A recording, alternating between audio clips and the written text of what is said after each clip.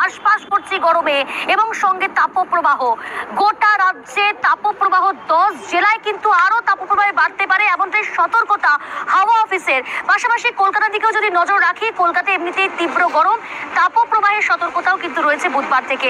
আরো বিস্তারিত জানাবো আপনাদের, আমাদের সঙ্গে সরাসরি রয়েছে আমাদের প্রতিনিধি সান্নিক। সান্নিক, হাওয়া অফিস কি জানাচ্ছে? এই গরম আর কতদিন? বৃষ্টির দেখা কি আদৌ পাওয়া যাবে এই মধ্যে?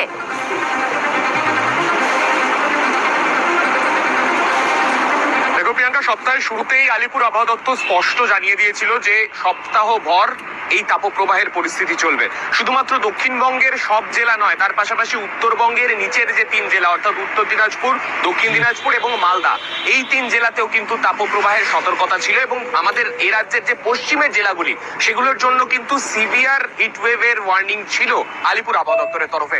তবে তার মধ্যেও একটু খারাপের মধ্যে ভালো খবর যাকে বলা হয়, সেরকম একটু খবর ছিল যে সোমবার এবং মঙ্গলবার এই দিন আকাশ আংশিক মেঘলা থাকতে পারে দক্ষিণবঙ্গের কয়েকটি জেলাতে।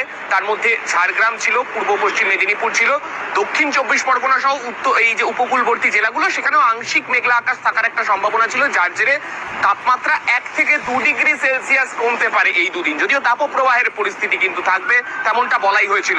সেই পরিস্থিতির পরে আগামীকাল অর্থাৎ বুধবার থেকে ফের তাপমাত্রা আগের পর্যায়ে পৌঁছাবে। অর্থাৎ গত রবিবার পর্যন্ত যেরকম হাঁসফাঁস করা গরম ছিল, সেই রকম পরিস্থিতি কিন্তু আরো একবার দেখতে পাওয়া যাবে এই সপ্তাহভর।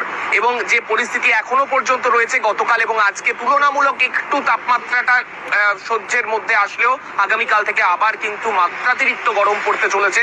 কলকাতাতে তাপপ্রবাহের সতর্কতা রয়েছে এবং অন্যান্য সমস্ত জেলাতেই কিন্তু তাপপ্রবাহ চলবে। প্রিয়াঙ্কা, বেশ, একেবারেই আবারও তুমি সঙ্গে থাকো সাদিক। কলকাতার ছবিতে এই মুহূর্তে এতটাই গরম, সেখানে কিন্তু তাপপ্রবাহের সতর্কতা আরো দিচ্ছে হাওয়া।